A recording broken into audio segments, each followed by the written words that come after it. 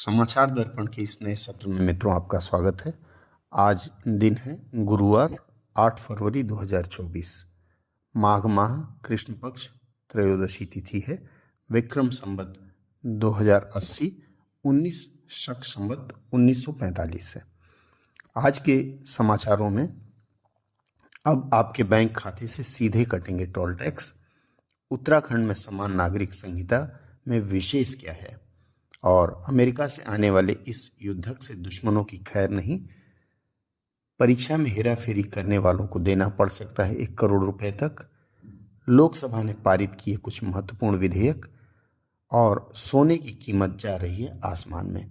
इसके अलावा अन्य कुछ खबरें सुनते रहिए, अंत तक हमारे साथ जुड़े रहें। 14 फरवरी को भारत के प्रधानमंत्री सऊदी अरब अमीरात के अबू धाबी में एक हिंदू मंदिर का उद्घाटन करेंगे। यह पहली बार ऐसा हो रहा है कि कोई भी हिंदू मंदिर सऊदी अरब अमीरात में बन रहा है। ये BAPS हिंदू मंदिर संगठन है। इन्होंने अपने प्रेस रिलीज में इस बात की जानकारी दी। MQ-9B स्काई गार्जियन एयरक्राफ्ट नाम दिया गया है। यह एक ऐसा ड्रोन है जिसमें बॉम्ब लगे होंगे। इसके अलावा इसमें खतरनाक मिसाइल भी लगा होगा, जिससे दुश्मनों की खैर नहीं। यह मूलतः सर्विलेंस अर्थात निगरानी रखने के लिए काम आएगा, और शीघ्र ही भारत इसका अधिग्रहण करने वाला है। उत्तराखंड के विधानमंडल में समान नागरिक संहिता पारित हो गई। इस नागरिक संहिता में विवाह, तलाक, उत्तराधिकार, लिव इन रिलेशनशिप जैसे मामले आएंगे। इसमें सबसे बड़ा जो प्रावधान यह किया गया है कि लिव इन रिलेशनशिप में जिन्हें भी रहना है उन्हें अपना यह रिश्ता शुरू करने के 1 महीने के अंदर पंजीकरण कराना पड़ेगा, अर्थात लिव इन रिलेशनशिप का पंजीकरण कराना पड़ेगा। और इसके अतिरिक्त उन्हें अपने पेरेंट्स से अर्थात माता पिता से इस बात की अनुमति भी लेनी पड़ेगी। ये दोनों चीज़ें उन्होंने विशेष रूप से रखा है, जो अपने आप में अभूतपूर्व है। इसके अतिरिक्त चाइल्ड मैरिज अर्थात बच्चों के विवाह पर इन्होंने रोक लगाई है। इसके अतिरिक्त बच्चों के विवाह के साथ साथ तलाक की प्रथा पर भी इन्होंने कुछ पाबंदियां लगाई हैं। इसमें एक और अच्छी बात देखने को मिली है कि इसमें महिलाओं को पैतृक संपत्ति में समान अधिकार दिया गया है, और यह चाहे कोई भी धर्म हो, धर्म की कोई पाबंदी नहीं है। इसके अलावा इसमें महिलाओं के विवाह की उम्र 18 साल रखी गई है, और पुरुषों के विवाह की उम्र 21 साल रखी गई है। हर धर्म के लिए विवाह का पंजीकरण अनिवार्य किया गया है। बिना पंजीकरण के कोई भी विवाह मान्य नहीं होगा। सरकार ने कुछ महत्वपूर्ण विधेयक पारित किए हैं, जिसमें सबसे पहला है फाइनेंस बिल 2024, वित्त विधेयक 2024। लोकसभा ने इस वित्त विधेयक को इसलिए पारित किया है क्योंकि अंतरिम बजट प्रस्तुत की गई थी, और इस अंतरिम बजट में वित्त वर्ष 2024-25 के लिए करदाताओं के लिए कुछ राहत की योजना दी गई है, और उन योजनाओं के अनुमोदन के लिए इस प्रकार के वित्तीय बिल लाए जाते हैं। वित्तीय बिल मूलतः ऐसे बिल अर्थात विधेयक होते हैं जिन्हें पारित किया ही जाता है। लोकसभा में एक और महत्वपूर्ण विधेयक पारित हुआ। इस विधेयक के बारे में पिछले समाचार में मैंने आपको बताया था कि यह विधेयक परीक्षा में अर्थात प्रतियोगी परीक्षा में हेराफेरी करने वालों को रोकने के लिए या ऐसी हेराफेरी की रोकथाम के लिए लाया गया है।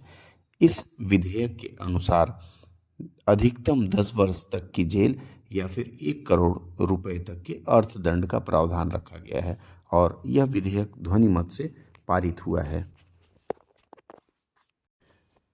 लोकसभा ने एक और महत्वपूर्ण विधेयक पारित किया है, जिसका नाम है water prevention and control of pollution amendment bill 2024, अर्थात जल संरक्षण तथा प्रदूषण से बचाव विधेयक 2024। यह विधेयक सन 1974 के जल संरक्षण तथा प्रदूषण नियंत्रण अधिनियम का संशोधन है। इस नियम के अनुसार राज्य सरकार प्रदूषण नियंत्रण बोर्ड का गठन करेंगी तथा इस विधेयक के अनुसार राज्य में जल प्रदूषण नियंत्रण बोर्ड का गठन होगा और राज्य के इस बोर्ड के गठन के संबंध में केंद्र सरकार निर्देश देगी, अर्थात उनके जो अध्यक्ष हैं वे कैसे हों और उनका चयन कैसे हो। इसके अतिरिक्त इस अधिनियम में पहले जल प्रदूषण से संबंधित कई प्रकार के ऐसे नियम थे जिनका अनुपालन न करने पर क्रिमिनल अर्थात आपराधिक कार्रवाई की जाती थी, पर अभी कई ऐसे प्रावधान हैं जिस पर आपराधिक कार्रवाई न करके सरकार उसके लिए दंड का प्रावधान कर रही है। यह दंड 10,000 रुपये से लेकर के 15 लाख रुपए तक हो सकता है और प्रारंभ में यह विधेयक या यह नियम हिमाचल प्रदेश, राजस्थान तथा जितने भी संघ शासित क्षेत्र हैं उन पर लागू होगा। बाद में धीरे धीरे पूरे देश में लागू किया जाएगा। टोल टैक्स के लिए सरकार एक नया नियम लाने जा रही है। इस नियम के अंतर्गत जीपीएस प्रणाली से सैटेलाइट के माध्यम से टोल टैक्स ले लिया जाएगा और इसके लिए आपके नंबर प्लेट पर एक ऐसी चिप लगाई जाएगी या कुछ ऐसा पहचान उसमें लगाया जाएगा जिसके माध्यम से आपके नंबर प्लेट को देखकर सीधे आपके बैंक खाते से आपका टोल टैक्स कट जाया करेगा। सरकार का कहना है कि इस नए नियम से जितने भी टोल प्लाजा हैं वो सब हट जाएंगे और इससे प्रतिदिन 170 से 180 करोड़ रुपए का संग्रह होगा।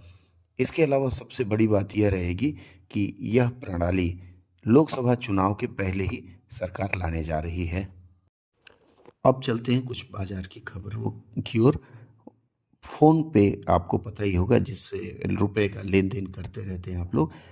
इस फोन पे का मालिकाना हक वॉलमार्ट के पास है।